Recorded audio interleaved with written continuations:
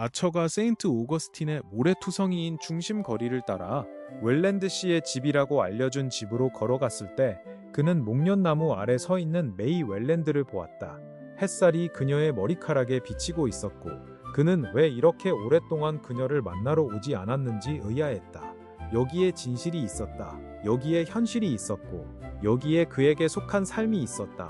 자의적인 속박들을 경멸한다고 자부했던 그가 단지 사람들이 휴가를 낸다고 생각할까 두려워 책상에서 벗어나지 못했다니.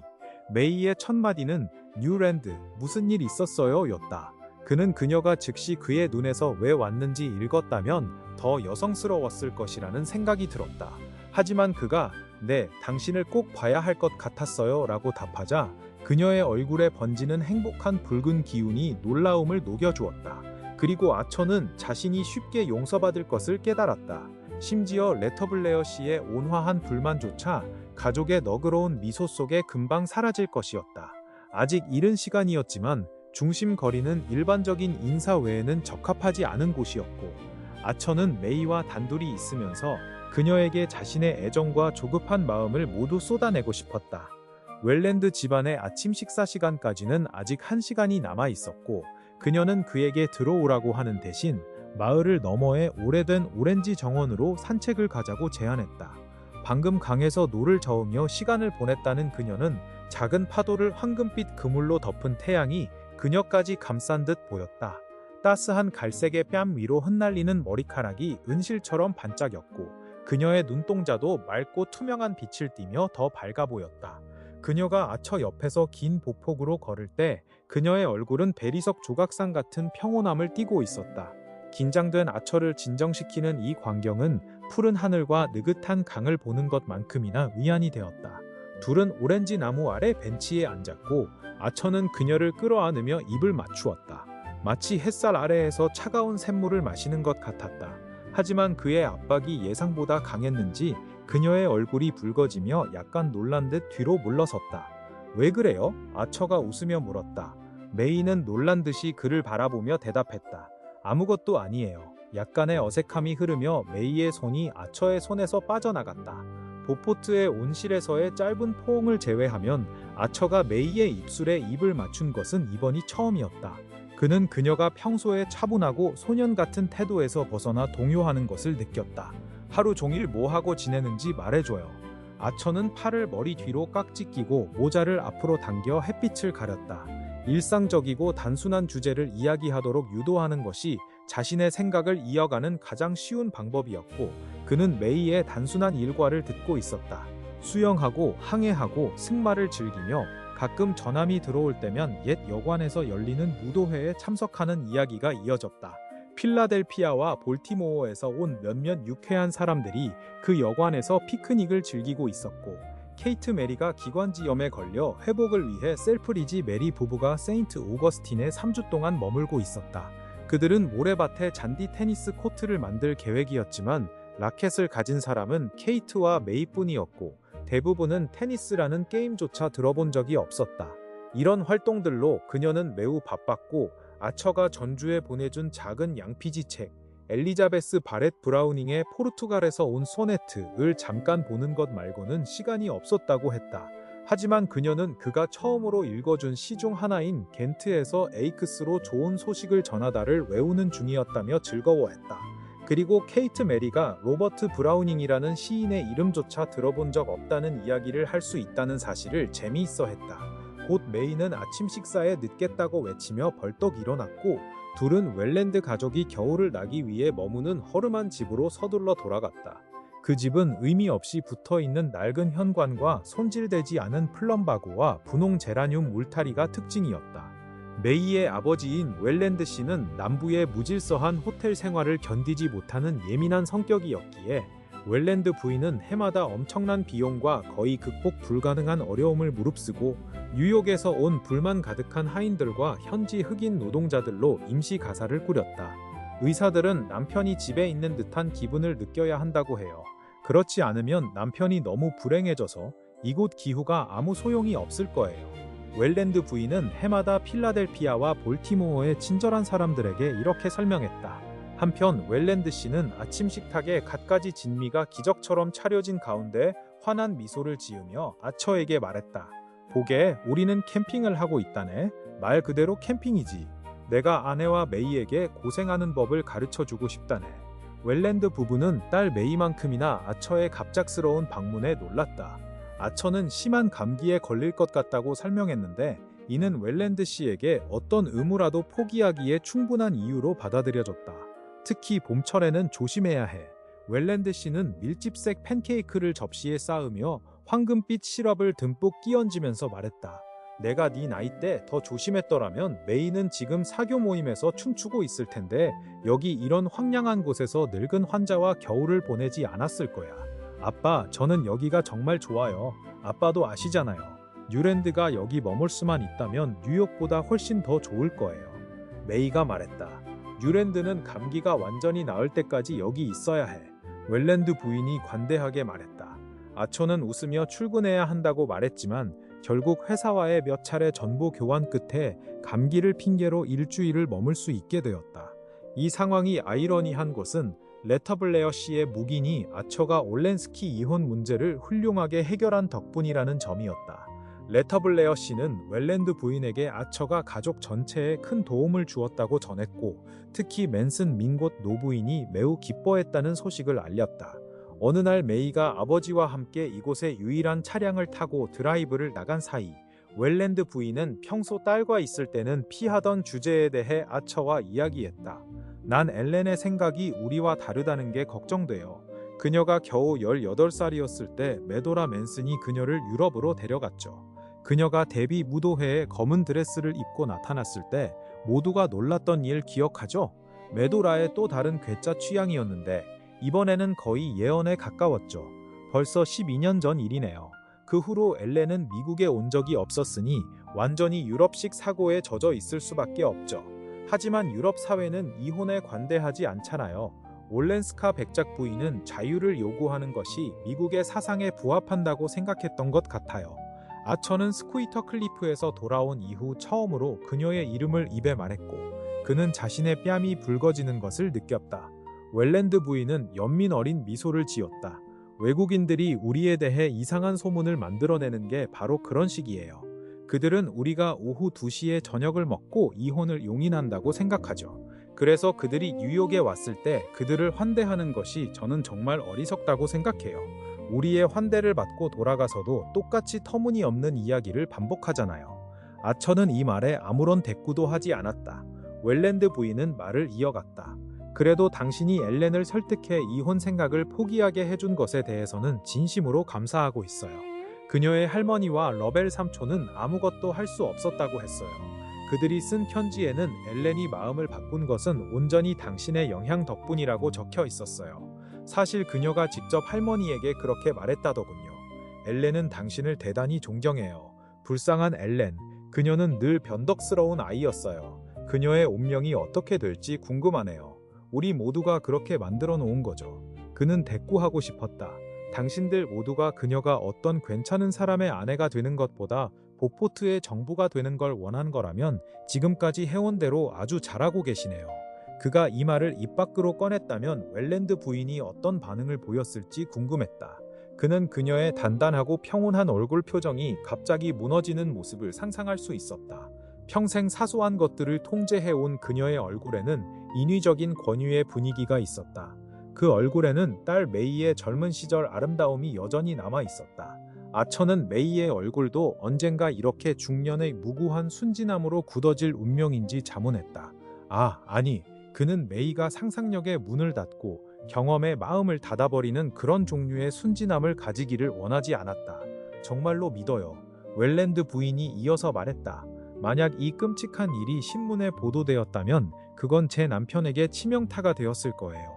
저는 자세한 내용을 알지 못해요. 알려고 하지도 않았고요. 엘렌이 불쌍하게도 저에게 그 이야기를 꺼내려 했을 때 제가 그렇게 말했죠. 병자를 돌봐야 하는 제게는 밝고 행복한 마음을 유지하는 게 중요하니까요. 하지만 남편은 굉장히 속상해했어요. 결정을 기다리는 동안 매일 아침 약간의 열이 있었어요. 자기 딸도 그런 일이 가능하다는 걸 알게 되는 게 가장 두려웠던 거죠. 하지만 물론 사랑하는 뉴랜드, 당신도 같은 마음이었겠죠. 우리 모두 당신이 메이를 생각하고 있었다는 걸 알고 있었어요. 저는 항상 메이를 생각하고 있어요. 젊은 남자는 대화를 끝내기 위해 자리에서 일어서며 대답했다.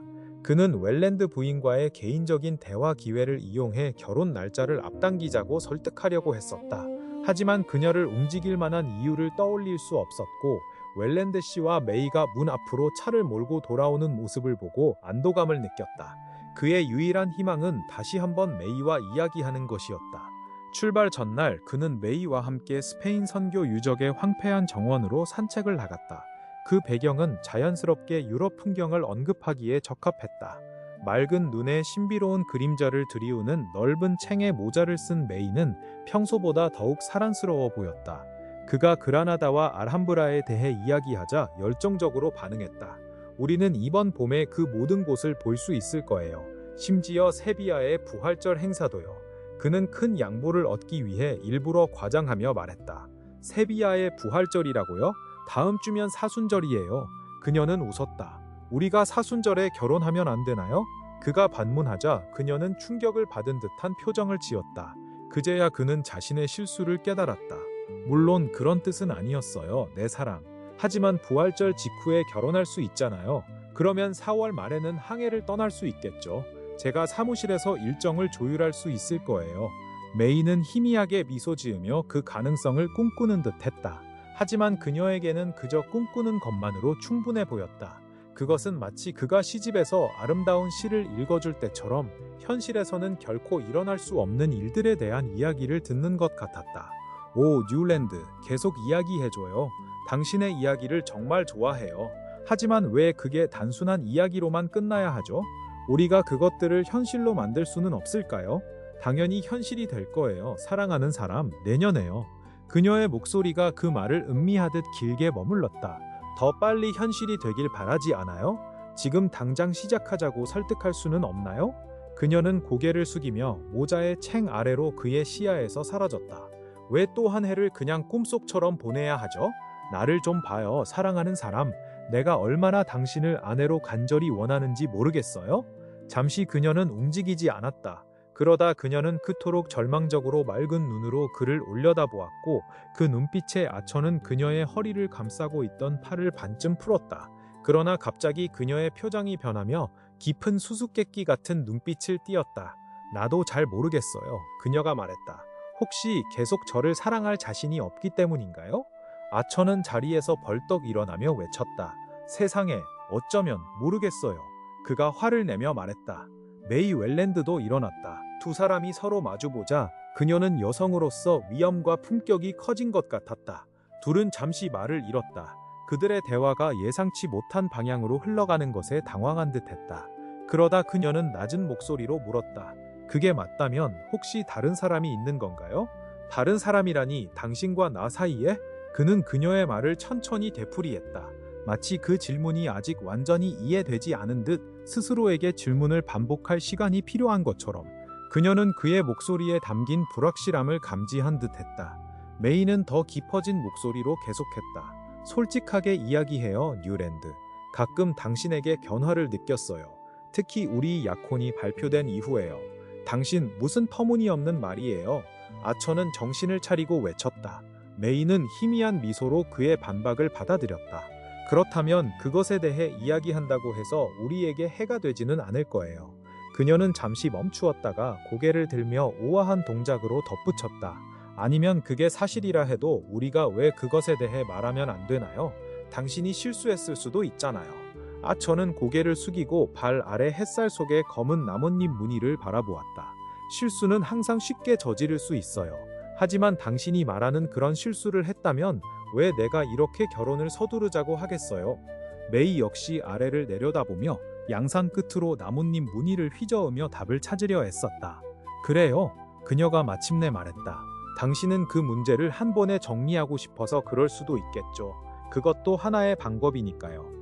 그녀의 차분하고 명확한 태도에 아처는 놀랐지만 그녀가 둔감하다고 오해하지는 않았다. 모자의 챙 아래로 보이는 그녀의 옆모습은 창백했고 결연히 다물어진 입술 위로 콧날이 살짝 떨리고 있었다. 그래서 아처는 벤치에 앉았다. 그녀를 올려다보며 장난스럽게 보이려 애쓴 찌푸린 표정을 지었다. 메이는 다시 자리에 앉아 계속 말했다. 여자아이가 부모님이 생각하는 것처럼 그렇게 모른다고 생각하면 안 돼요. 사람들은 듣고 알아차리죠. 자신만의 감정과 생각이 있어요. 그리고 물론 당신이 저를 좋아한다고 말하기 훨씬 전부터 당신이 다른 누군가에게 관심이 있다는 걸 알았어요. 2년 전 뉴포트에서 모든 사람들이 그 얘기를 했거든요. 그리고 한 번은 무도회 베란다에서 당신들이 함께 앉아 있는 걸 봤어요. 그리고 집 안으로 돌아왔을 때 그녀의 얼굴이 슬퍼 보여서 안타까웠어요. 우리가 약혼했을 때 그걸 기억했죠. 그녀의 목소리는 거의 속삭임으로 가라앉았고 손은 양산 손잡이를 붙잡았다 놓았다 하며 계속 꼼지락거렸다. 젊은 남자는 조심스럽게 자신의 손을 그녀의 손 위에 얹었다. 아처는 가슴속 깊이 형언할 수 없는 안도감을 느꼈다. 사랑스러운 당신, 그게 전부였어요? 당신이 진실을 알기만 한다면. 메이는 재빨리 고개를 들며 물었다. 그럼 제가 모르는 진실이 있다는 건가요? 그는 여전히 그녀의 손을 부드럽게 감싸며 말했다. 내가 말하고 싶었던 건 네가 말한 옛 이야기에 대한 진실이었어요. 바로 그 진실을 알고 싶은 거예요, 뉴랜드. 제가 알아야 할걸요. 누군가에게 부당함을 저지르며 제 행복을 얻을 순 없잖아요. 당신도 같은 생각이길 바라요. 그런 기반 위에 우리가 어떤 삶을 만들 수 있겠어요? 그녀의 얼굴은 비장한 용기를 띠고 있었고 아처는 그 앞에 무릎을 꿇고 싶을 만큼 감동했다. 오랫동안 이 말을 꼭 하고 싶었어요. 그녀가 계속했다. 두 사람이 정말로 사랑한다면 그들이 여론을 거스르는 것이 옳을 때도 있을 수 있다는 걸 이해해요. 그리고 만약 당신이 어떤 식으로든 약속되어 있다면, 지금까지 말한 그 사람에게 약속되어 있다면, 어떤 식으로든 책임감을 느끼고 있다면, 심지어 그녀가 이혼하는 방법으로라도 그 약속을 지킬 수 있다면, 뉴랜드, 저 때문에 그녀를 포기하지 마세요.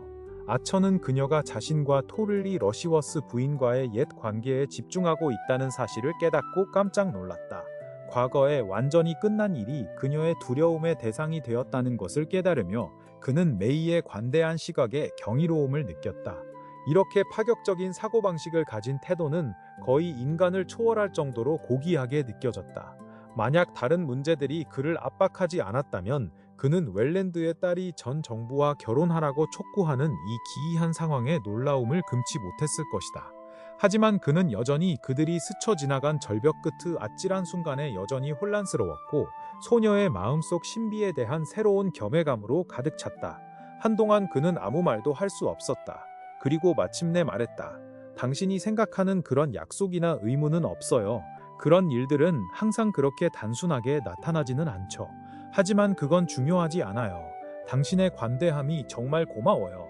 나도 그런 것들에 대해 당신과 같은 생각을 하니까. 각각의 상황이 개별적으로 그 자체의 가치를 기준으로 판단되어야 한다고 생각해요. 멍청한 관습 같은 건 상관없이 말이에요.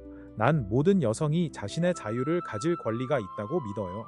그는 자신의 생각이 어디로 향하고 있는지 깨닫고 깜짝 놀라며 멈췄다. 그리고 미소를 지으며 다시 말을 이었다. 당신 그렇게 많은 것을 이해하고 있으니 사랑하는 당신, 조금만 더 이해할 수 없겠어요? 왜 우리가 또 다른 멍청한 관습에 따르는 것이 무의미한지 이해할 수 없나요?